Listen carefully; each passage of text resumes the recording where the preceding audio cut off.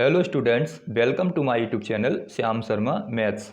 मैं आज आपको अपने इस वीडियो में स्पर्शरेखाएं और अविलंब टेंजेंट एंड नॉर्मल्स के टॉपिक को क्लियर करूंगा, इसके कॉन्सेप्ट को समझाऊंगा। आज का टॉपिक बहुत ही इम्पोर्टेंट है, बहुत ही इम्पोर्टेंट इसलिए है क्योंकि ऐसा कभी नहीं हुआ कि इस टॉपिक से बोर्ड एग्जाम में एक या दो प्रश्न ना पूछे गए हों। हमेशा इस टॉपिक से एक या दो प्रश्न पूछे जाते हैं। इसलिए आज का टॉपिक बहुत ही इम्पोर्टेंट है। टॉपिक को समझने के लिए वीडियो को अंत तक ज़रूर देखें। साथ ही साथ यदि आपने मेरा चैनल सब्सक्राइब नहीं किया है तो चैनल को सब्सक्राइब कर लें, बेल आइकन को प्रेस करें जिससे आने वाले वीडियो के नोटिफिकेशंस आपको मिलते रहें और वीडियो को अधिक से अधिक अपने दोस्तों के साथ शेयर करें। मैं स्पर्शरेखा और स्पर्शी के टॉपिक को स्टार्ट करने से पहले आपको कुछ बेसिक बात बताना चाहता हूं, कुछ बेसिक नॉलेज देना चाहता हूं जिससे कि ये टॉपिक आपकी समझ में अच्छी तरह से आ जाए। मान लो आपने पढ़ा ही हाई स्कूल और 9th में 11th में कि ये जो लाइन होती है ये एक्स एक्सिस कहलाती है और ये लाइन वाई एक्सिस कहलाती है। इसे एक्स एक्स इधर, ये वाई, ये एक्स डैश और इधर वाई डैश। तो इससे आपको पता ही है ये प्रथम चतुर्थांश होता है, प्लस प्लस होते हैं, इसमें माइनस माइनस, इसमें माइनस प्लस और इसमें प्लस माइनस, ये आपको पता ही है। अगर मुझे कोई नंबर यानी कोई कोऑर्डिनेट 5,6 ये इसमें ट्रेस करना है, ग्राफ के रूप में इसमें दिखाना है, तो मैं कैसे दिखाऊंगा। ये जो पहली वैल्यू होती है आपको पता है ये एक्स की वैल्यू होती है और ये वाई की वैल्यू होती है। तो इसे दिखाने के लिए मैं कैसे ट्रेस करूंगा, यहाँ से लेके इस एक्स अक्ष पर 5 बराबर बराबर दूरी पर निशान लगाऊंगा, 1 2 3 4 5। ऐसे ही वाई अक्ष पर 6 समान डिस्टेंस पर बिंदुएं लूँगा। यानी हम कैसे ट्रेस करते थे, जो हमें कोऑर्डिनेट दे रखे होते थे एक्स अक्ष और वाई अक्ष पर, हम समान डिस्टेंस पर उन कोऑर्डिनेट को लिख देते थे। तो 5 है तो यहाँ आ जाएगा 0 होता है पहले, फिर 1 2 3 4 5 6 ऐसे आगे, ऐसे इधर साइड में 1 2 3 4 5 6। इस तरह से अगर मुझे ये 5,6 इस ग्राफ के रूप में दिखाना है, मुझे यहाँ पर इसको ट्रेस करना है, तो मैं क्या करूँगा, 5 को आगे बढ़ाऊँगा इस तरह से, और जो 6 है 6 को इस तरह से आगे बढ़ाऊँगा। जो यहाँ टच करेगा, यहाँ एक दूसरे को क्रॉस करेंगे, यहाँ एक दूसरे को प्रतिच्छेद करेंगे, वो बिंदु क्या मिलेगा हमें, वो मिलेगा 5,6। अब ये जो लाइन है ये किसके पैरेलल है, वाई अक्ष के, जो वाई अक्ष के समांतर है। और ये जो लाइन है ये वाली लाइन ये किसके समांतर है, ये एक्स अक्ष के समांतर है। यदि ये ओ है, ये ए हो गया, अगर ये बी और ये सी है तो हम कह सकते हैं बी सी लाइन तो ओ ए के समांतर है और ओ सी लाइन ए बी के समांतर है। जो ये ओ सी लाइन है ये कितनी है, 5, तो ये 5 होगी। ये जो ओ सी लाइन है ये किसके समांतर है, ए बी के, तो ये कितनी होगी, 6। तो ये जो लाइन है ये किसके बराबर होती है, बाई एक्सिस के बराबर, यानी बाई कोऑर्डिनेट के बराबर। बाई कोऑर्डिनेट कितना है, 6 है, इसलिए ये बाई कोऑर्डिनेट के बराबर होगी। और ये जो लाइन है ये वाली या ये सी बी, ये किसके बराबर होगी, ये एक्स कोऑर्डिनेट के बराबर होगी। एक्स कोऑर्डिनेट कितना है, 5 है, इसलिए ये 5 होगी। अब यही काम मुझे एक्स वाई में करना है, यानी अब यहाँ तो संख्या ली थी, अब मैं अगर मैं एक्स और वाई लूँगा, अगर यहाँ पर एक्स होता और यहाँ वाई होता तो इसका मतलब क्या होता, जो ये 5 है वो यहाँ से यहाँ तक, तो ये कितने बराबर हो जाता, ये एक्स के बराबर होती लाइन। अगर यहाँ पर 5 और 6 ना देकर अगर कोऑर्डिनेट में एक्स और वाई के रूप में ले लेता, जनरल कोऑर्डिनेट ले लेता, तो कहीं ना कहीं इस तरह से लाइन एक दूसरे क्रॉस करती, जहाँ भी क्रॉस करती, यहाँ भी प्रतिच्छेद करती। तो जो एक्स कोऑर्डिनेट है जो 5 था, अब मैंने उसकी जगह पर एक्स ले लिया, तो ये जो 5 था वो किसको रिप्रेजेंट कर रहा है, एक्स कोऑर्डिनेट को। तो इसका मतलब क्या है, ये जो लाइन होगी यहाँ से यहाँ तक ये एक्स को रिप्रेजेंट करेगी। ऐसे ही जो बाई कोऑर्डिनेट है, जो पहले 6 था मैंने अब बाई ले लिया, वो किसको रिप्रेजेंट करेगा, वो इस बाई अक्ष की लाइन को रिप्रेजेंट करेगा। वो कितना होगा, वो बाई। तो इसका मतलब क्या है, यहाँ से यहाँ तक जो डिस्टेंस है, ये जो डिस्टेंस है वो बाई, ये जो डिस्टेंस है वो एक्स, यानी ये डिस्टेंस एक्स कहलाती है और ये डिस्टेंस बाई कहलाती है। अगर ऐसे ही मुझे इसमें कुछ ऐड करना पड़े, 5 + के 1 कर दूँ, 6 + के 1 कर दूँ, तो इसका मतलब क्या होगा, जो 5 कोऑर्डिनेट यहाँ पर था वो कहाँ पर आ जाएगा, वो आगे बढ़ जाएगा, 6 पर आ जाएगा। और जो 6 कोऑर्डिनेट था बाई पर वो कहाँ पहुँच जाएगा, वो यहाँ पर आगे पहुँच जाएगा। तो तब क्या होगा, अगर तब मैं इसको आगे बढ़ाऊँ इस तरह से और इसको आगे बढ़ाऊँ इस तरह से, तो वो यहाँ पर कहीं पर जाकर एक दूसरे को टच करेंगे, एक दूसरे को क्रॉस करेंगे। तब ये डिस्टेंस कितनी हुई, ये डिस्टेंस 1 होगी। और पूरी डिस्टेंस की बात करेंगे तो 6। ऐसे ये डिस्टेंस कितनी होगी, ये भी 1 होगी। और पूरी डिस्टेंस की बात करेंगे तो कितनी होगी, 6 होगी। 6 और 1 7, यानी पूरी डिस्टेंस 7, 6 यहाँ तक और ऊपर की 1। ऐसे ही यहाँ से यहाँ तक की डिस्टेंस 5 और प्लस के आगे की डिस्टेंस 1। तो इस प्रकार हम बिंदुओं को ग्राफ के रूप में ट्रेस करते हैं, इस प्रकार दिखाते हैं। जैसे हम आगे बढ़ते जाएंगे और बिंदु, ये जो बिंदु यहाँ पर 5,6 एक दूसरे को क्रॉस कर रहे थे, वो आगे बढ़ता जाएगा और कम करते जाएंगे तो फिर वो नीचे की तरफ कम होता जाएगा। अब इसी कॉन्सेप्ट से हमें स्पर्शरेखा टेंजेंट को समझना है। तो देखिए कैसे स्पर्शरेखा को हम समझ सकते हैं, कैसे इसको कॉन्सेप्ट को क्लियर करते हैं। देखिए, तो सबसे पहले हमें क्या करना होगा, इसमें अभी एक्स अक्ष और वाई अक्ष खींचना होगा। मान लो मैंने इस तरह से यहाँ एक लाइन खींची वाई अक्ष के लिए और यहाँ से एक लाइन खींची एक्स अक्ष के लिए, ये मैंने यहाँ से लाइन खींच ली। तो यहाँ से ये जो लाइन है ये तो क्या एक्स अक्ष को रिप्रेजेंट करेगी और ये लाइन वाई अक्ष को। अब हमें स्पर्शरेखा और अवलंब पढ़ना है, टेंजेंट और नॉर्मल पढ़ना है। तो ये मान लेते हैं, माना कोई वक्र है, क्योंकि जो स्पर्शरेखा खींचेगी वो किसी वक्र पर खींचनी है। तो मान लिया कोई वक्र y बराबर fx है। वक्र का मतलब क्या है, हमें एक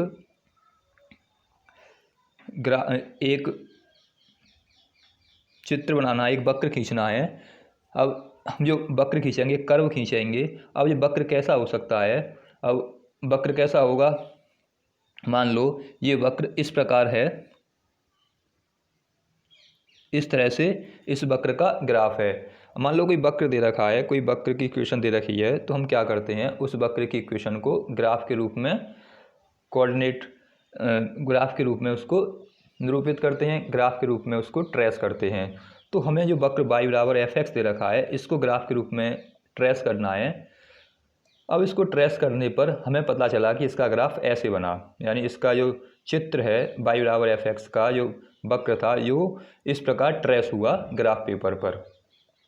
अब इस प्रकार जब ट्रेस हुआ, मैं ये मान लूँ कि यहाँ पर कोई बिंदु है, या इस ग्राफ का नाम दे दो, इस ग्राफ का नाम, ये जो वक्र बना है वो ए बी है, ए बी वक्र बना। यानी जो y बराबर fx हमें वक्र दे रखा था, जब हमने उसको ट्रेस किया तो वो इस प्रकार से बना और वो ए बी कोई वक्र बन गया। अब ये मान लिया मैंने, यहाँ पर कोई बिंदु P है जिसके कोऑर्डिनेट x, y हैं। इस पर कोई बिंदु P है जिसके कोऑर्डिनेट कितने हैं, x, y हैं। अब इसका मतलब क्या है, अगर मैं इसको इस तरह से नीचे की तरफ खींच दूँ, ऐसे इस तरह से नीचे की तरफ बढ़ा दूँ इसको, और इस वाली लाइन को इस तरह से आगे बढ़ा दूँ, तो इसका मतलब क्या होगा कि जो ये लाइन होगी, जो अभी हमने पढ़ा था, ये लाइन किसके बराबर होगी, ये लाइन होगी y कोऑर्डिनेट के बराबर। और जो यहाँ से यहाँ तक की लाइन होगी वो कितनी होगी, वो होगी x कोऑर्डिनेट के बराबर। जैसे हमने अभी सीखा था, मैंने 5,6 ट्रेस किया था, तो ये कितना आया था, 5 आया था, यानी यहाँ से यहाँ तक की दूरी 5, और ये लाइन यहाँ से यहाँ तक कितनी आई थी, ये 6 आई थी। तो इसी प्रकार ये x और y कोऑर्डिनेट हैं। तो इसका मतलब क्या है कि ये जो यहाँ से यहाँ तक की डिस्टेंस होगी, यहाँ से यहाँ तक की डिस्टेंस, ये तो कितनी होगी, x होगी। यहाँ कहीं भी होगा ये P बिंदु, जिसके कोऑर्डिनेट अगर x y हैं, तो वहाँ तक की डिस्टेंस x होगी। और ये डिस्टेंस यहाँ से यहाँ तक की डिस्टेंस कितनी होगी, ये डिस्टेंस y होगी, ये डिस्टेंस x और ये डिस्टेंस y। अब जैसे मैंने उसमें ऐड किया था, मान लो मैंने इसमें P के निकट कोई दूसरा बिंदु ले लिया, P के निकट कोई दूसरा बिंदु है, वो क्या है, वो मान लो Q है। मैंने P के निकट कोई दूसरा बिंदु Q ले लिया। अब क्योंकि ये बिंदु Q जो है P से कुछ डिस्टेंस पर है, कुछ दूरी पर है, इसलिए क्या होगा, इसके जो कोऑर्डिनेट होंगे इससे अधिक होंगे। तो जो x है, x से कुछ अधिक होगा। जैसे उसमें मैंने यहाँ पे 5 लिया था एक्स कोऑर्डिनेट, जब उसमें मैंने 1 लिया तो कोऑर्डिनेट क्या हुआ, वो कोऑर्डिनेट इस तरह से आगे बढ़ा। ऐसे जब मैंने यहाँ पर कर्व पर किसी वक्र पर P बिंदु लिया है और मैं इस P बिंदु को आगे लेके गया तो क्या होगा, Q तक पहुँचा तो Q में क्या होगा, इसमें कुछ ना कुछ डिस्टेंस बढ़ जाएगी, इसमें कुछ ना कुछ वैल्यू बदल जाएगी। पहले मान लो 10 थी तो अब 11 हो सकती है, 12 हो सकती है, जिसमें हमने वृद्धि की है। तो मान लिया हमने जनरल परिवर्तन उसमें कितना हुआ, पहले x था अब वो डेल्टा x हो गया, और y कोऑर्डिनेट पहले कितना था, y अब डेल्टा y हो गया। ये इसमें परिवर्तन हो गया, यानी पहले कितना था, पहले x था अब कितना हो गया x प्लस डेल्टा x, और पहले y था अब हो गया delta x, y plus delta y। तो ये हो गए q के कोऑर्डिनेट, और ये कोऑर्डिनेट किसके आ गए, x के। वृद्धि क्यों होगी, क्योंकि पहले P से हमने कुछ दूरी पर q लिया है, कुछ डिस्टेंस पर लिया है, तो यहाँ से इसकी कुछ ना कुछ अधिक दूरी होगी। तब क्या होगा, तब ये कुछ दूरी अधिक है, तब ऐसी स्थिति में जो यहाँ से अगर इसको मिला दूँ मैं, इस लाइन को इस तरह से इस वक्र पर मिला दूं, तो ये जो वक्र बनेगा इस पर मिलाने से एक्स अक्ष से इसको मिला दिया, तो ये डिस्टेंस यहाँ से यहाँ तक की कितनी होगी, अब ये डिस्टेंस अब पूरी यहाँ से यहाँ तक तो कितनी होगी, एक्स प्लस के डेल्टा वाई।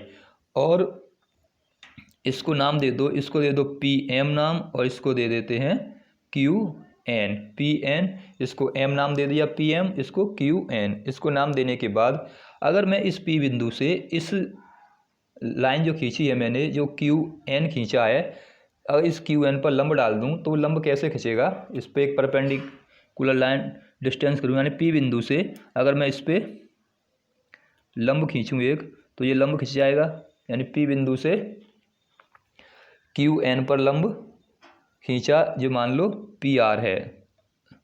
अगर पी बिंदु से क्यू एन पर एक लंब पी आर खींचूँ तो ये जो डिस्टेंस होगी यहाँ से यहाँ तक की, ये डिस्टेंस कितनी होगी, ये डिस्टेंस होगी डेल्टा बाई।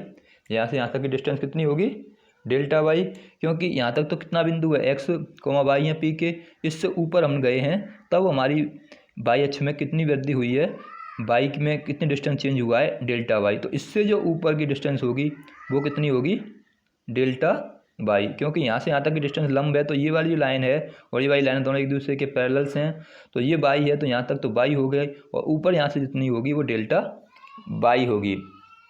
ये एम हो गया, ये एन पॉइंट माना था हमने। अब इसके बाद हम क्या करें,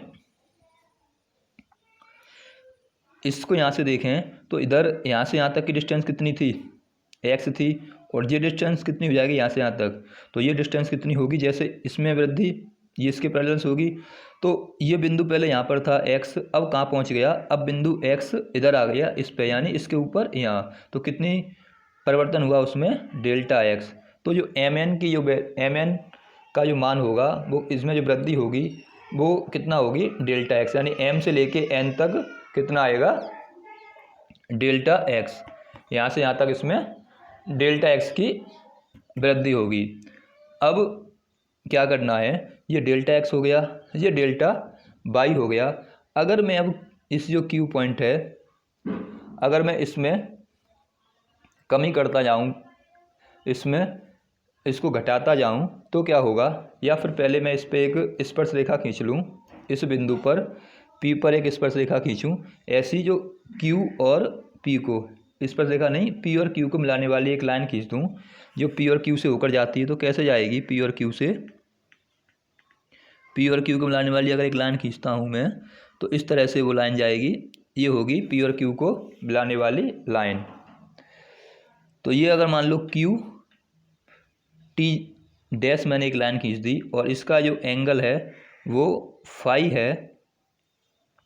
मैंने क्या किया, मैंने Q और P को मिलाते हुए एक लाइन खींची, उसको आगे बढ़ाया, बढ़ाते गया, तो वो एक्स अक्ष पर फाई कोण बनाती है। यानी जब मैंने क्यू टी पी लाइन को आगे बढ़ाया तो वो एक्स अक्ष पर फाई कोण बनाती है। अब जब इसने यहाँ से फाई कोण बनाया, अब मैं क्या करूँ, जो क्यू बिंदु है उसमें मैं कमी करता जाऊँ, यानी इस पॉइंट में अगर मैं एक्स की वैल्यू कम करता जाऊँ, या कि डेल्टा एक्स टेंस टू 0 कर लूँ, यानी डेल्टा एक्स में जो हमने वृद्धि की थी एक्स कोऑर्डिनेट में डेल्टा एक्स की, उसको टेंस टू जीरो का मतलब क्या है, कम करते करते मैं जीरो तक ले आऊँ, यानी डेल्टा एक्स को कम करते करते जीरो तक ले आऊँ, तो तब क्या होगा, जो क्यू बिंदु है वो इसी बिंदु पर पी के पैरेलल्स आ जाएगा। यानी जब मैं थोड़ा कम करूँगा, इस वक्र पर बिंदु है, ये जो वक्र दिख रहा है आपको, इस वक्र पर पी और क्यू बिंदु है, तो जब मैं इसमें थोड़ा कम करूँगा तो ये क्यू बिंदु यहाँ पर था इस वक्र पर, अब कहाँ पे आ जाएगा, इस जगह आ जाएगा। और कम करूँगा तो फिर ये क्यू बिंदु कहाँ जाएगा, यहाँ पे आ जाएगा। और मैं डेल्टा वाई का मान कम करूँगा, यहाँ आ जाएगा, और कम करूँगा, यहाँ आ जाएगा। तो एक ऐसी स्थिति आएगी जब ये बिंदु इसके समांतर हो जाएगा, इसके पैरेलल्स हो जाएगा, इसके संपाती हो जाएगा। तो जब इसके ये संपाती हो जाएगा तब क्या होगा, तब ये दोनों बिंदु एक दूसरे पे टच करते हुए दिखेंगे, एक ही, यानी पी और क्यू एक ही बिंदु पर दिखाई देंगे कि ये दोनों बिंदु जब कम करते करते डेल्टा एक्स को मान को जीरो तक ले आते हैं, तो ऐसा लगेगा कि ये पी बिंदु और क्यू बिंदु एक ही बिंदु पर आ गए हैं। और तब मैं इस पर एक स्पर्श रेखा खींचूं, दोनों बिंदुओं पर एक स्पर्श रेखा खींची जाए, तो वो स्पर्श रेखा ऐसी बनेगी, यानी जब पी और क्यू बिंदु को, जब मैंने क्यू बिंदु को जो डेल्टा एक्स है उसको मैंने जीरो टेंस किया, उसको टेंस टू जीरो रखा, तो जीरो डेल्टा एक्स की वैल्यू कम होते होते जीरो पर पहुंचेगी, तो वो पी पर ही आ जाएगी, जहाँ पी बिंदु था कर्व पर वहाँ पर ही क्यू बिंदु आ जाएगा। और जब मैं उस पर एक स्पर्श रेखा खींचूंगा, दोनों के जो पैरेलल्स लाइन दोनों संपाती हो गई, तब एक स्पर्श रेखा खींची जाएगी, तो वो स्पर्श रेखा इस तरह से खींचेगी जो पी और क्यू बिंदु से होकर जाएगी। और इसको जब मैं आगे बढ़ा दूंगा, एक्स एक्स को और आगे लेके जाऊं इस तरह से, तो जब ये एंगल मिलेगा हमें, ये जो एंगल बना, ये एंगल क्या होगा, ये एंगल होगा थीटा। ये एंगल क्या होगा, ये एंगल होगा थीटा। तो मैंने क्या किया, मैंने delta x tends to zero किया, डेल्टा एक्स को कम करता गया, और एक ऐसी स्थिति आएगी जब ये दोनों बिंदु पी और क्यू एक ही स्थान पर आ जाएंगे, एक दूसरे संपाती हो जाएंगे, और तब मैं इन दोनों को पर एक स्पर्श रेखा खींचूं, तो ये जो लाइन बनेगी, अगर मैं इसका नाम दे दूं टी, तो जो पी टी लाइन बनेगी, ये लाइन कहलाती है स्पर्शी। तो ये लाइन क्या कहलाती है, एक स्पर्श रेखा कहलाती है। पी टी लाइन पी बिंदु पर स्पर्श रेखा है, तो इसे बोलते हैं टेंजेंट, इसे बोलते हैं स्पर्श रेखा। तो अगर अभी मैं इसकी डेफिनेशन देना चाहूँ तो क्या डेफिनेशन दे सकता हूँ, इसे लिख सकता हूँ कि किसी वक्र को दो संपाती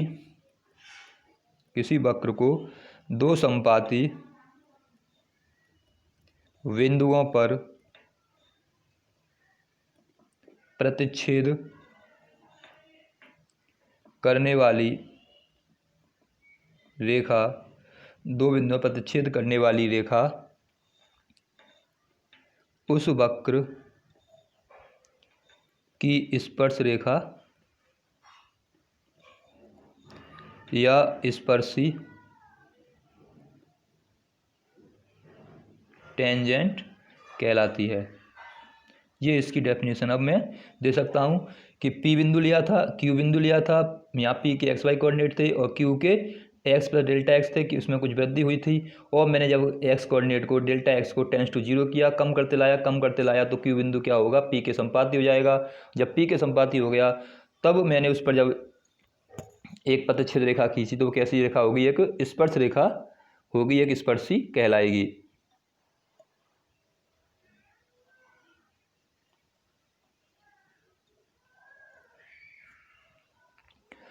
तो ये क्या कहलाएगी, इसकी स्पर्श रेखा कहलाएगी। ये स्पर्शी का कॉन्सेप्ट है। इस तरह से ये इसका एंगल होता है, इसे क्या बोलते हैं, इसे प्रवणता बोलते हैं, जो एंगल दिखाई दे रहा है। अगर मैं इसको आगे सॉल्व करूं तो मैं कैसे लिख सकता हूं, अब यहाँ से मैंने क्या किया, delta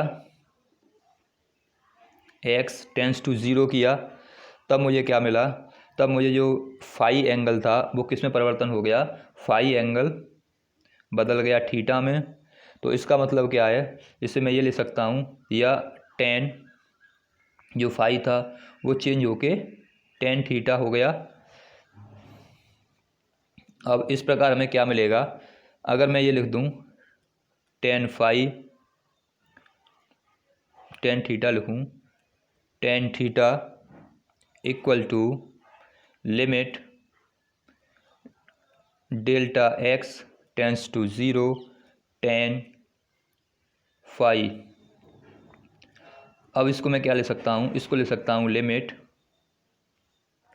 delta x 0 Q R upon P R. ऐसा क्यों ले सकता हूँ Q R upon P R, अगर मैं त्रिभुज इस त्रिभुज की बात करूँ क्यू पी आर में, तो त्रिभुज क्यू पी आर में क्या होगा, टेन फाई निकालना है। ये एंगल जो एक हमने लाइन खींची थी जो एक्स एक्सिस के साथ फाई बना रहा था, ये एंगल कितना बनेगा, ये एंगल भी कितना होगा, ये एंगल भी फाई होगा, क्योंकि ये जो लाइन है पी आर वो एक्स एक्सिस के पैरेलल है, एक्स अक्ष के समांतर है। तो ये समांतर और ये इसकी क्या है, दोनों की स्पर्शी है। तो इसके पी आर लाइन एक्स अक्ष के पैरेलल होने के कारण ये कितना बनाएगी एंगल, ये भी यहाँ पर फाई कोण बनाएगी। जब ये फाई है तो ये भी कोण कितना होगा, ये भी फाई होगा। अब जब ये कोण फाई है तो मैं त्रिभुज पी क्यू आर में बात करूँ तो ये तो मैंने लंब डाला था, तो ये तो 90 हो गया। 90 के सामने कर्ण, ये लंब, फिर ये आधार। तो टेन थीटा क्या होता है, यानी टेन फाई होगा। टेन फाई क्या होगा, लंब बटे आधार। तो लंब क्या हो गया, क्यू आर हो गया, इसलिए यहाँ पर क्या आ जाएगा क्यू आर। और आधार कितना हो गया पी आर, इसलिए आ जाएगा यहाँ पर पी आर। तो त्रिभुज क्यू पी आर में अगर टेन फाई निकालेंगे तो टेन फाई का मान कितना आएगा, क्यू आर बटे पी आर, यानी लंब बटे आधार। अब लंब कितना है, इसको जब आगे लिखूँगा तो यह आएगा limit delta x tends to 0 और क्यू आर कितना है, क्यू आर की डिस्टेंस यहाँ से यहाँ तक की क्यू आर है डेल्टा वाई, और पी आर कितना है, पी आर ये डिस्टेंस होगी यहाँ से यहाँ तक, ये डिस्टेंस डेल्टा एक्स है, तो ये भी कितनी होगी डेल्टा एक्स। तो इस तरह से यहाँ से तो कितना आ जाएगा, ये तो वैल्यू आ जाएगी डेल्टा वाई और ये आ जाएगी डेल्टा एक्स, ये इसकी वैल्यू निकलेगी। अब डेफिनेशन से जब मैं इसको हटाऊंगा तो डेफिनेशन से कितना आ जाएगा, ये निकल के आ जाएगा डी वाई। डेफिनेशन से कितना मिलेगा हमें, डी वाई डी एक्स। परिभाषा से ये डी वाई डी एक्स निकलाएगा, यानी टेन थीटा कितना आ गया, टेन थीटा निकल के आ जाएगा डी वाई डी एक्स। ये क्या कहलाती है, ये कहलाती है रेखा की प्रवणता। ये क्या कहलाती है, रेखा की प्रवणता कहलाती है। इसे एम से भी रिप्रेजेंट करते हैं, तो इसे ए भी लिख सकते हैं, एम बराबर टेन थीटा। ये रेखा का स्लोप हो गया, रेखा की प्रवणता हो गई। तो ये स्पर्श रेखा क्या थी, हमने यहाँ दो बिंदु जब एक दूसरे के संपाती हो गए तो यहाँ जो प्रतिच्छेद करने वाली रेखा होती है वो रेखा क्या कहलाती है, स्पर्श रेखा कहलाती है। और इस तरह से ये निकल के आता है, इसका स्लोप m बराबर टेन थीटा। तो ये इसका कॉन्सेप्ट था स्पर्शी का। इस तरह से स्पर्शी क्या होती है, क्या कहलाती है, मैंने आपको बताया। अब मैं इसके फॉर्मूले बताता हूँ आपको, जो क्वेश्चनों में प्रयोग होंगे, कैसे क्वेश्चनों में यूज़ करना है।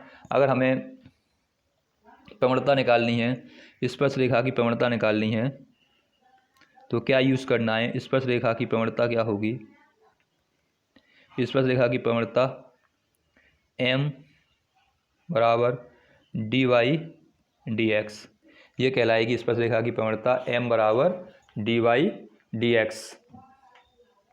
अब प्रवणता किससे निकालेंगे, प्रवणता किसी ना किसी बिंदु से होगी। जैसे इसमें बिंदु x1 बाई एक्स वाई थे, तो प्रवणता निकालने के लिए वो बिंदु अगर x1 है, माना बिंदु x1 y1 है, तो स्पर्श रेखा की प्रवणता बिंदु x1 y1 से क्या हो जाएगी, m बराबर डी वाई डी एक्स, और यहाँ से बिंदु आ जाएंगे x1 y1। इसका क्या मतलब है, हमें जो वक्र दे रखा होगा y बराबर जो कोई वक्र दे रखा हो, जान लो fx या 5x² प्लस के 3x, हम उसका अवकलन करेंगे।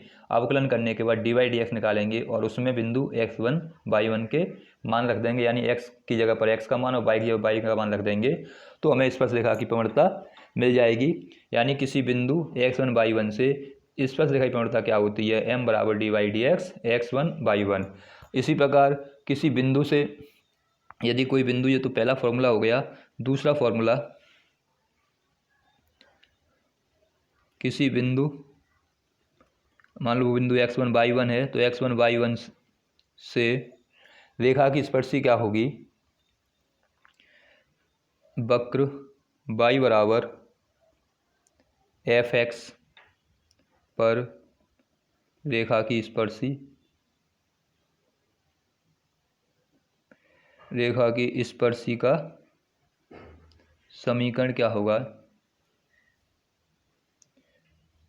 तो अगर हम कोई बिंदु दे रखा है x1 y1, कोई बिंदु दे रखा है, उससे रेखा की स्पर्शी का समीकरण निकालना है, तो क्या फॉर्मूला यूज़ करेंगे, y माइनस के y1 dy dx, और जो बिंदु है बिंदु यहाँ लगाने पड़ेंगे x1 y1 और x माइनस के x1। किसी बिंदु से किसी वक्र पर खींची गई रेखा की स्पर्श रेखा की समीकरण निकालना है, तो स्पर्श रेखा का समीकरण निकालने के लिए हमें ये फॉर्मूला यूज़ करना पड़ेगा। यानी जब बिंदु दे रखा हो और एक वक्र दे रखा हो, एक बिंदु को x1 y1 दे रखे हैं और एक वक्र y बराबर fx दे रखा है और स्पर्श रेखा का समीकरण निकालना है, तो हमें ये फॉर्मूला यूज़ करना पड़ेगा, ये सूत्र लगाना है। यानी किसी बिंदु से वक्र y बराबर fx पर स्पर्श रेखा का समीकरण क्या होगा, स्पर्शी का समीकरण क्या होगा, वो ये होगा। तो ये दो फॉर्मूले हमें यूज़ करने हैं, ये हमें याद रखना है। इसके साथ साथ कुछ पॉइंट हैं, नोट पॉइंट्स, वो याद रखने हैं। नोट पॉइंट क्या हैं, पहला तो नोट पॉइंट ये है, यदि रेखा एक्स अक्ष के यदि स्पर्श रेखा लिखें, यदि स्पर्श रेखा बाई अक्ष के समांतर है, यदि स्पर्श रेखा बाई अक्ष के समांतर है, बाई अक्ष का मतलब क्या है कि ये मान लो एक्स अक्ष बाई अक्ष है, अगर बाई अक्ष के समांतर है यानी इसके समांतर ऐसे है, तो रेखा का समीकरण क्या होगा, ये डिस्टेंस होगी, ये डिस्टेंस क्या होगी, एक्स अक्ष के पैरेलल है, तो यदि रेखा बाई अक्ष के समांतर है तो क्या होगा, एक्स बराबर ए, रेखा का समीकरण क्या होगा, एक्स बराबर ए होगा। ये कोई यहाँ पर कांस्टेंट है, जब इसका हम अवकलन करेंगे तो डी एक्स डी वाई कितना आ जाएगा, 0। और यदि रेखा बाई अक्ष के ना होकर एक्स अक्ष के समांतर है, यदि रेखा एक्स अक्ष के समांतर है तो क्या होगा, y बराबर a, यानी एक्स अक्ष के समांतर मतलब ऐसी लाइन होगी जब एक्स अक्ष के पैरेलल होगी, तो ये डिस्टेंस क्या है, मान लो a है तो y बराबर a होगा। तब इसका अवकलन करेंगे तो प्रवणता क्या आ जाएगी, डी वाई डी एक्स बराबर 0। जब एक्स बाई अक्ष के पैरेलल है तब तो प्रवणता डी एक्स डी वाई बराबर 0 होगी, और जब एक्स अक्ष के पैरेलल है तो प्रवणता डी वाई डी एक्स होगी, slope d y d x होगा। तो अगर इसको ऐसे लिख सकते हैं, अगर डी वाई डी एक्स लिखेंगे तो इक्वल में हो जाएगा 1/0। ऐसे भी इसको लिख सकते हैं डी वाई डी एक्स, या यहाँ पर 1 कर दें तो जब इसको ऊपर लेके जाएंगे तो ये भी 1 ऊपर जाएगा, तो इसका डी वाई डी एक्स हो जाएगा। तो ये फॉर्मूले हैं किसके, स्पर्श रेखा की प्रवणता के लिए। प्रवणता निकालनी है तो ये फॉर्मूला यूज़ करना है, D y d x x1 y1, यानी पहले उसका अवकलन करना है एक्स के सापेक्ष और उसके बाद उसमें बिंदु x y1 रखने हैं। और जब एक बिंदु दे रखा है x1 y1, एक वक्र दे रखा है और स्पर्शी का समीकरण निकालना है, तो y माइनस के y1 D y d x x1 y1, ये फॉर्मूला यूज़ करना है। इसका मतलब क्या है, इसका अर्थ है कि x1 y1 अवकलन करने के बाद उस समीकरण में रखने हैं x1 y1 के मान, ये हमें याद रखना है। तो ये स्पर्शी का कॉन्सेप्ट है, स्पर्शी के ये फॉर्मूले यूज़ करनी है। ये ये 2 फॉर्मूले हैं, 2 कंडीशन हैं, ये हमें याद रखनी है। इस पर आधारित हम क्वेश्चन सॉल्व करेंगे। इसके बाद बात करते हैं अविलंब की। अविलंब क्या है, अविलंब का क्या मतलब है, जैसे उसमें एक्स वाई अक्ष थे, ऐसे इसमें मान लो एक्स और वाई एक्सिस हैं,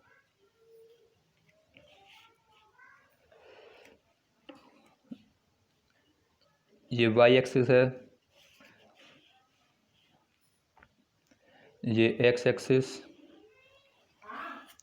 यहाँ पर यहाँ से मान लो ये हो गया एक्स, ये हो गया वाई, और ये ओ बिंदु।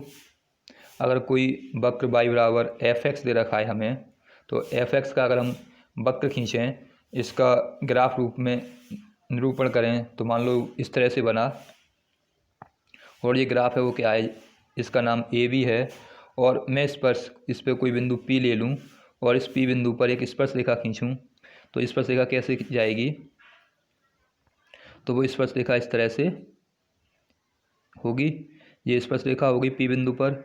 अब स्पर्शरेखा, ये स्पर्शरेखा है इस P बिंदु पर, और इस पर अगर मैं एक 90 का कोण बनाऊँ इस बिंदु पर, जो स्पर्शरेखा खींची गई है, इस स्पर्शरेखा का जो P बिंदु है, इस पर एक 90 का एंगल बनाती लाइन खींचूँ इस तरह से, इस पर एक 90 का लाइन बनाता लाइन खींचूँ, तो ये जो बनेगा ये कहलाता है अविलंब। ये क्या होगा, ये इसका P बिंदु पर PR अविलंब कहलाएगा। ये इसका नॉर्मल होगा, ये इसका नॉर्मल कहलाता है। अगर इसकी परिभाषा देना चाहूँ तो क्या दे सकते हैं, वक्र के किसी बिंदु से होकर जाने वाली उस सरल रेखा को जो उसी बिंदु पर खींची गई स्पर्शरेखा की पर लंब हो, उस वक्र का अविलंब कहते हैं। यानी वक्र के किसी बिंदु से होकर जाने वाली सरल रेखा, यानी वक्र का कोई ये बिंदु था, इससे होकर जाने वाली कोई सरल रेखा, उसी बिंदु से होकर जाने वाली कोई सरल रेखा, इसकी स्पर्श ही नहीं, ये कोई सरल रेखा है, हमने कोई एक स्पर्श रेखा सरल रेखा खींच दी। अब इस P बिंदु से हमने जो सरल रेखा खींची है, इस पर खींचा गया लंब क्या कहलाता है, वक्र पर अविलंब कहलाता है। इस पर हमने जो लाइन खींची है, यही इस पर वक्र का अविलंब कहलाएगी। तो ये PR क्या हो जाएगा, इस वक्र AB पर अविलंब है। अब इसमें हमें क्या फॉर्मूला यूज़ करने हैं, क्या लगाना है, अगर हमें अविलंब की प्रवणता निकालनी है किसी बिंदु x1 y1 से, तो x1 y1 से, बिंदु x1 y1 से अविलंब की प्रवणता निकालनी हो, तो अविलंब की प्रवणता क्या आएगी, m बराबर -1/dy/dx, और इस dy/dx में क्या बिंदु रखेंगे, x1 y1। यानी किसी बिंदु x1 y1 से अविलंब की प्रवणता क्या होगी, अविलंब की प्रवणता होगी dy/dx। लेकिन इसको ऐसे लिख सकते हैं, m बराबर माइनस के, इसको ऊपर ले जाएंगे तो dx आ जाएगा, ये हो जाएगा dy, और यहाँ से बिंदु x1 y1, यानी जो हमें वक्र का समीकरण दे रखा है उसमें उसका x के सापेक्ष अवकलन करेंगे, और अवकलन करने के बाद उसमें बिंदु x1 y1 रखेंगे। तो ये अविलंब की प्रवणता होगी। स्पर्श की प्रवणता क्या थी, वो dy/dx थी, उसमें माइनस नहीं था। अगर हमें अविलंब का समीकरण निकालना है, बिंदु x1 y1 पर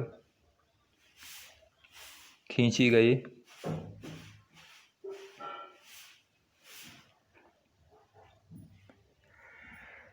बिंदु x1 y1 पर खींची गई स्पर्श रेखा पर अविलंब का समीकरण। अगर किसी बिंदु पर हमें स्पर्श रेखा खींची गई है और इस पर अविलंब का समीकरण निकालना है, तो क्या फॉर्मूला यूज़ करेंगे, ये हम सीधे बात करें। या अगर हमें कोई बिंदु x1 y1 दे रखा है और एक वक्र दे रखा है fx, यानी कोई बिंदु x1 और y1 दे रखे हैं और एक वक्र दे रखा है y बराबर fx, और हमें अविलंब का समीकरण निकालना है, तो इस x1 y1 से इस वक्र पर अविलंब का समीकरण निकालने के लिए क्या फॉर्मूला यूज़ करेंगे, इसमें यूज़ करेंगे y माइनस के y1 माइनस के 1/dy/dx, और यहाँ बिंदु आ जाएंगे x1 y1 और x माइनस के x1। ऐसे भी लिख सकते हैं y माइनस के y1 इक्वल में इसको ऊपर ले जाएंगे तो जाएगा dx dy, माइनस है इसलिए माइनस आ जाएगा। इसके मान में बिंदु तो हमें रखने x1 y1 और यहाँ पर x माइनस के x1। तो ये होगा अविलंब का समीकरण। जब हमें कोई बिंदु दे रखा है x1 y1 और एक वक्र दे रखा है तो उस पर अविलंब का समीकरण निकालना है, तो अविलंब का समीकरण निकालने के लिए क्या फॉर्मूला यूज़ करेंगे, इस सूत्र का प्रयोग हमें करना है, ये हमें निकालना है। इसके बाद इसमें भी कुछ कंडीशन है, उन कंडीशनों को याद रखना है। क्या कंडीशन है और कैसे इसको ज्ञात करते हैं, तो सबसे पहले हमें जो वक्र दे रखा है उस वक्र का अवकलन करेंगे x के सापेक्ष, उससे dy/dx निकलेगा। जब dy/dx आ जाए उसके बाद क्या करना है, dy/dx निकालने के बाद उस dy/dx में x और y के मान रखने हैं। जब x y के मान आ जाएं उसके बाद क्या करना है, x y के मान निकालने के बाद हमें जो dy/dx का मान निकला यानी m का मान निकला उसे यहाँ रख देंगे, x की जगह पर x1 के मान, y1 की जगह पर y1 का मान पुट कर देंगे। इससे हमें क्या निकलाएगा, हमें अविलंब का समीकरण मिल जाएगा। अगर दो रेखाओं के बीच का कोण निकालना हो तब क्या फॉर्मूला यूज़ करनी है? दो रेखाओं के बीच का कोण निकालने के लिए तो दो रेखाओं के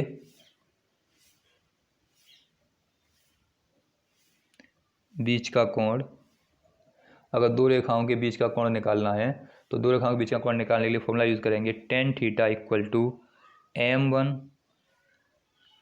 m2 और 1 प्लस m1 m2। ये सूत्र हमें यूज़ करना है दो रेखाओं के बीच का कोण निकालने के लिए। और इसमें क्या कंडीशन है? इसमें कुछ कंडीशन है। कंडीशन क्या क्या हैं? कंडीशन ये है, यदि दोनों रेखाएं एक दूसरे के लंब हैं, यदि रेखाएं, पहली कंडीशन क्या है? पहली कंडीशन ये है, यदि दोनों रेखाएं यानी रेखाएं एक दूसरे पर लंब हैं, यदि दोनों रेखाएं एक दूसरे पर लंब हैं तब इनकी प्रवणता क्या होगी? m1 इंटू m2 बराबर -1 आएगी। और यदि एक दूसरे के समांतर हैं, रेखाएं एक दूसरे के समांतर हैं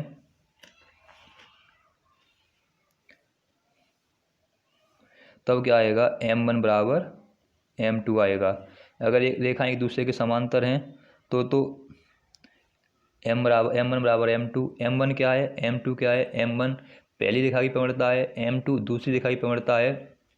ये हमें याद रखना है। m1 पहली रेखा की प्रवणता और m2 दूसरी रेखा की प्रवणता है।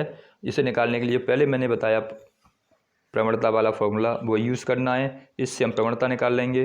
प्रवणता निकालने के बाद इसमें रखना है कोण निकालने के लिए tan थीटा बराबर m1 difference m2 1 plus m1 m2। यहाँ जो डिफरेंस है इसका मतलब क्या है? इसका मतलब क्या है? हमें हमेशा बड़ी संख्या में से छोटी संख्या को कम करना है, हमेशा बड़ी संख्या में से छोटी संख्या घटानी है।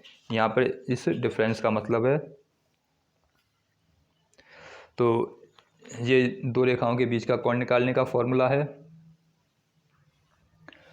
अब देखते हैं, इसमें कुछ कंडीशन देख लेते हैं। अगर हमें इसमें जो फॉर्मूले में वैल्यू रखनी है वो कैसे पुट करनी है? पहली कंडीशन क्या है? यदि m1 और m2, यदि m1 और m2 दोनों के चिन्ह कैसे हों? अलग अलग चिन्हों के हों, के मान m1 और m2 के मान अलग अलग चिन्हों वाले हों। यानी अलग चिन्हों का मतलब, मान लो एक नेगेटिव आ रहा है m1 मान लो, और m2 कैसा आ रहा है? पॉजिटिव आ रहा है। यानी एक नेगेटिव है एक पॉजिटिव है, तो हमें क्या करना है? हमेशा पॉजिटिव वाले में से नेगेटिव वाले को घटाना है। यानी हमेशा पॉजिटिव वाले में से नेगेटिव वाले को घटाएंगे। पहले हमेशा बड़ा नंबर रखना है, ये हमें याद रखना है। अगर मान लो हमने प्रवणता निकाली, एक नेगेटिव आ गई एक पॉजिटिव आ गई, तो हमें यहाँ से जो ये नहीं देखना कि m1 पहले है m2 पहले है। हमें हमेशा जो बड़ा नंबर आया है उस बड़े नंबर में से छोटे नंबर को सबट्रैक्ट करना है। यानी पॉजिटिव वाले नंबर में से नेगेटिव नंबर्स को सबट्रैक्ट करना है, उसको घटाना है। और अगर दोनों ऋणात्मक आ जाते हैं, मान लो -m1 आ गया और दूसरा भी क्या आ गया? दूसरा भी नेगेटिव आ गया, दोनों m1 और m2 दोनों माइनस के आ गए, ये भी माइनस का आ गया और ये भी माइनस का आ गया। मान लो m1 का मान -5 आ गया, इसका मान -6 आ गया। तो हमें क्या करना है? इसमें भी सबसे बड़े नंबर में से छोटे नंबर को घटाना होगा। बड़ा नंबर 5 है, 5 लिखेंगे पहले, फिर -6। तो हमें ये याद रखना है, हमेशा बड़े नंबर में से छोटे नंबर को इसमें सबट्रैक्ट करना है। इसमें वैल्यू रखते समय tan थीटा का मान निकालते समय ये ध्यान रखना है कि बड़े नंबर में से छोटे नंबर को सबट्रैक्ट करना है। पहले बड़ा नंबर लिखना है उसमें, और फिर उसके बाद छोटे नंबर लिखना है। तो ये फॉर्मूले हैं जो यूज होंगे क्वेश्चनों में, जिनका आप प्रयोग करेंगे। तो ये कॉन्सेप्ट था अब अविलंब का और स्पर्शी का, टेंजेंट और नॉर्मल का। इस पे आधारित क्वेश्चंस में आपको अगले वीडियो में कराऊंगा।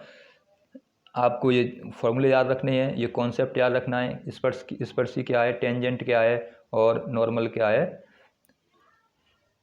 यदि आपको वीडियो पसंद आया हो तो मेरे वीडियो को लाइक करें और अधिक से अधिक अपने दोस्तों के साथ शेयर करें। और यदि आपने अभी तक चैनल सब्सक्राइब नहीं किया है तो चैनल को सब्सक्राइब कर लें। वीडियो देखने के लिए धन्यवाद।